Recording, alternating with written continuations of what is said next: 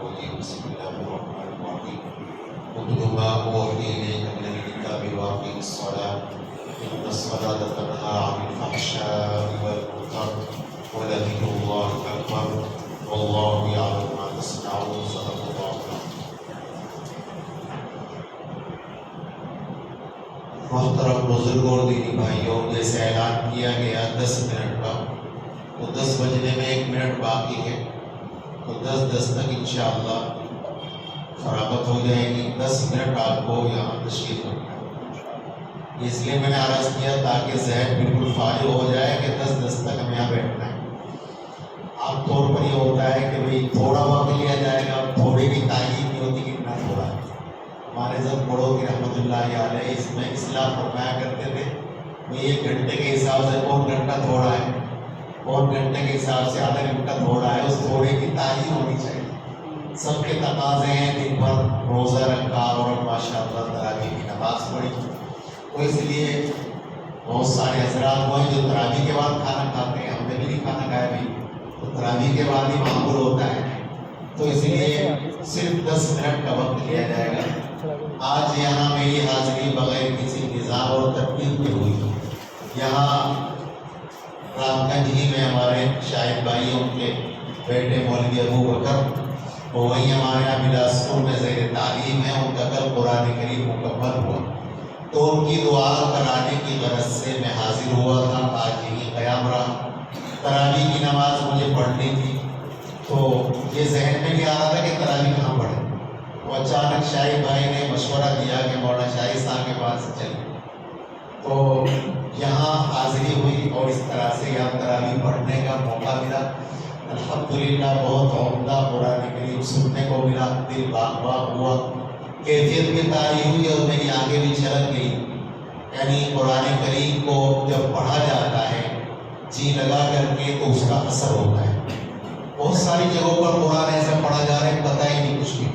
مہاراشٹر کی ایک ویڈیو میرے پاس کسی نے بھیجی ایک ہفتہ پہلے، اللہ اکبر، آپ کو حیرت ہوگی کہ وہ حافظ قرآن، اس نے وَاعْلَمُوا أَنَّمَا غَنِمْتُمْ، یہ تو سمجھ میں آیا 10واں پارہ، اور وَاعْلَمُوا أَنَّمَا غَنِمْتُمْ سے لے کر کے اور چند آیتیں وہ دہراتا رہا. ایک 6 پارے کی آیت تھی اور 2-3 آیتیں وَاعْلَمُوا کی، اور بس انہی میں إِنَّهُ تَوَّابٌ حَكِيمٌ وَاللَّهُ غَفُورٌ رَحِيمٌ إِنَّهُ هُوَ الْعَلِيُّ الْحَكِيمُ. اسی کو پڑھتا رہا اور تقریباً اس نے 5 منٹ میں 1 پاؤ پارا کر کے اللہ اکبر. ایسا بالکل لیڈر اور بے خوف ہو کر کے اس بات کا بالکل اور خوف اور ڈر نہیں کہ کل اللہ کی بارگاہ میں بھی جواب دینا ہے اور اللہ کے یہاں بھی ہم سے اس کی جواب نہیں ہوگی. تو اس لیے اس طرح سے قرآن کے ساتھ زیادتیاں بہت ساری جگہوں پر ہو رہی ہیں. اللہ تعالیٰ ایسے حافظوں کو ہدایت دے. وہ حافظ نہیں بلکہ صحیح بات یہ ہے کہ پوری جماعت کو بدنام کرانے والے لوگ ہیں. لیکن اللہ کا فضل و انعام ہے کہ ماشاءاللہ اب ہمارے شہر جے پور میں مختلف مقامات پر مساجد میں اچھا قرآن کریم پڑھا جاتا ہے. اور ہمارے مولوی شاہد صاحب ہیں اور ان کے بڑے بھائی ہیں قاری ارشد صاحب، ماشاءاللہ یہ دونوں بچپن سے ہی دیکھتے ہیں کہ قرآن کریم سے ان کو ایک شوق اور ایک تعلق تھا. اور ہمارے حضرت بڑوں کی رحمت اللہ علیہ نماز ان حضرات سے پڑھوایا کرتے تھے. بہرحال قرآن کریم بہت عمدگی کے ساتھ اللہ کا فضل ہے، اللہ کی توفیق ہے، پڑھا جا رہا ہے، سنا جا رہا ہے. بہت اچھا پرسکون ماحول یہاں کا محسوس ہوا. اللہ رب العزت ہمارے پڑھنے اور سننے کو قبول فرمائے. اور یہاں جو مکتب چل رہا ہے گزشتہ جب میں حاضر ہوا اس کا بھی میں نے بچوں کا ایک معائنہ کیا، دیکھا تو بڑی مسرت اور خوشی ہوئی کہ بہت ہی نظم و ضبط کے ساتھ وہ بچے جو اسکول میں جانے والے ہیں لیکن ان کو بڑی قاعدگی کے ساتھ میں ان کو بٹھایا جا رہا ہے، ان کو پڑھایا جا رہا ہے. اور یہ بہت کامیاب ہے اس معاملے میں. وہ بچے جو خالی سطر مدرسے والے ہیں ان کو پڑھانا تو بہرحال کوئی مشکل نہیں ہے، لیکن وہ بچے کے جو اسکول بھی کر رہے ہیں قرآن بھی ان کو پڑھایا جا رہا ہے، ان کے اوقات الگ الگ ہیں، ان کو ایڈجسٹ کرنا، ایک ساتھ لے کے چلنا یقیناً یہ ہر کسی کا کام نہیں ہوتا. اور الحمدللہ ہمارے عزیز اس میں بھی اللہ کا فضل ہے کہ کامیابی کے ساتھ بڑھ رہے ہیں، ترقی کر رہے ہیں. آپ سبھی حضرات کے ہاتھ میں دعا بھی کریں، اللہ تعالیٰ ان کے عمر میں برکت فرمائے اور ہر قسم کی بیماریوں سے حفاظت کے ساتھ اللہ تعالیٰ عافیت سے دین کا کام لیتا رہے، اور علماء کے پاس آ کے بیٹھنا، ان کے کچھ دیر وقت گزارنا، یہ بہت بڑی نعمت ہے۔ آج بھی بہت ساری گمراہیوں سے محفوظ رہتا ہے۔ بہرحال وقت چونکہ مختصر ہے، میں نے 21ویں پارے کی پہلی آیت پڑھی جہاں سے ہماری آج تراویح شروع ہوئی۔ اس کا ترجمہ یہ ہے، اللہ رب العزت نے پیارے نبی صلی اللہ علیہ وسلم کو خطاب فرمایا، مخاطب بنا کر ارشاد فرمایا، اتل ما اوحی الیک من الکتاب واقم الصلاۃ۔ آپ کی طرف جو وحی کیا جا رہا ہے قرآن کریم، آپ اس کی تلاوت کیجئے، اس کو پڑھیے۔ واقم الصلاۃ، اور نماز قائم کیجئے۔ ان الصلاۃ تنہی عن الفحشاء والمنکر، بے شک نماز بے حیائی سے، برائی کے کاموں سے روکتی ہے۔ وَلَذِكْرُ اللَّهِ أَكْبَرُ، اللہ کا ذکر سب سے بڑی چیز ہے۔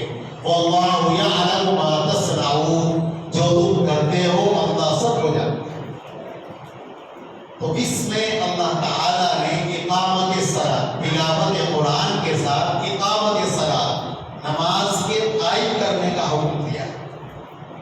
یعنی علماء جانتے ہیں کہ یہاں پر اقیم الصلاۃ نہیں کہا کہ نماز ادا کرو، نماز پڑھو، بلکہ فرمایا اقیم الصلاۃ، نماز قائم کرو۔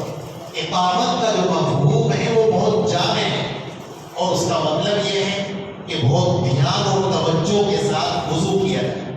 4 فرض ہے نا، پورا چہرہ دھونا، یا پیشانی کے بالوں سے ٹھوڑی کے نیچے تک، ایک کان کلو سے دوسرے کان کلو تک، یہ پورا چہرہ دھونا فرض ہے۔ دونوں ہاتھوں کو کونیوں سمیت دھونا کہ کونی سوکھی نہ رہ جائے۔ اچھی طرح سے سر کا مسح کرنا، دونوں پیروں کو ٹخنوں کے ساتھ دھونا، ایڑیاں کوئی خشک نہ رہ جائے، یہ تو ہے فرض۔ ان چاروں کی ادائیگی تو از حد ضروری ہے۔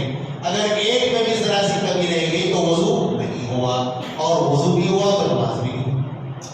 باقی اس کے علاوہ جو چیزیں ہیں وہ سنت ہیں، بھائی 2-3 مرتبہ دونوں ہاتھوں کو دھونا، بسم اللہ سے شروع کرنا، 3 بار کلی کرنا، 3 بار ناک میں پانی ڈالنا، مسواک کرنا، اعضاء کو لگاتار دھونا، ہاتھوں کا میل اتارنے میں اتنی دیر لگا دی کہ ہمارا چہرہ سوکھ گیا، ایسا نہیں، بلکہ پیدر پہ وضو کو کرنا، یہ ساری کی ساری چیزیں سنت۔ تو دھیان کے ساتھ، سنن و آداب کی رعایت کے ساتھ وضو کیا جائے، اور اس کے بعد پھر نماز کو توجہ کے ساتھ جی لگا کر کے، اور یہ سمجھ کر کے کہ میں اللہ کو دیکھ رہا ہوں۔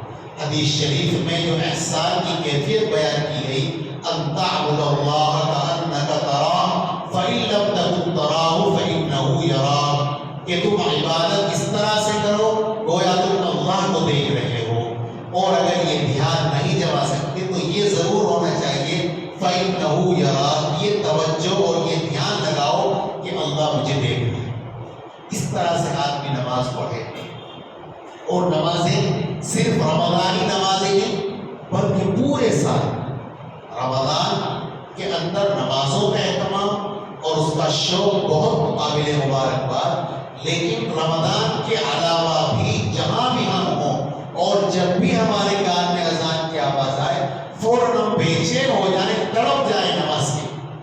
آخر جن کی امت میں ہم ہیں اور جن پیارے نبی صلی اللہ علیہ وسلم کے ساتھ ہماری نسبت ہے اور ہمیں محبت کا دعویٰ ہے، اور العیاذ باللہ اگر کوئی ہمارے نبی کی شان میں ایک حبہ برابر بھی کوئی لفظ نکال دے گستاخی کا تو ہم مارنے کے لیے تیار ہو جاتے ہیں، اس لیے کہ ایک صاحب ایمان اس کو گوارا نہیں کر سکتا۔ اس لیے ان سے سچی محبت کا تقاضا کیا ہے، ان کو سب سے زیادہ پیار کس چیز سے تھا؟ نماز سے۔ کوئی بھی معاملہ پیش آیا تو آپ نماز کی طرف متوجہ ہو جاتے تھے، اور فرمایا قرۃ عینی فی الصلاۃ، میری آنکھوں کی ٹھنڈک نماز کے اندر۔ کوئی بھی معاملہ درپیش ہوا، دیکھا کہ بہت زیادہ طوفان، آندھی، بادل، تو آپ گھبرا جاتے کہ کہیں پہلی قوموں پر جیسے عذاب آیا میری امت پر عذاب نہ آ جائے، فوراً گھبراہٹ کے ساتھ مسجد تشریف لاتے اور نماز مشروع کرتے۔ راتوں کو اتنی عبادت کیا کرتے تھے کہ آپ کے پیروں پر ورم آ جایا کرتا تھا۔ اس طریقے سے ہمارے نبی نے نماز کو پڑھا، اپنے عمل سے بھی تبلیغ فرمائی، احادیث سے بھی تبلیغ فرمائی۔ امام بخاری رحمۃ اللہ علیہ نے ایک حدیث نقل فرمائی، حضرت عبداللہ بن مسعود رضی اللہ عنہ کے صحابی آئے، پوچھا کہ ای العمل افضل؟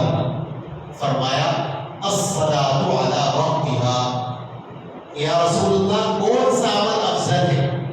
آپ نے فرمایا کہ نماز کو اس کے وقت پر ادا کرنا۔ پوچھا اس کے بعد؟ فرمایا والدین کے ساتھ حسن سلوک کرنا۔ فرمایا اس کے بعد کہ اللہ کے راستے میں جہاد کرنا۔ تین باتیں فرمایا۔ سب سے پہلی چیز نماز۔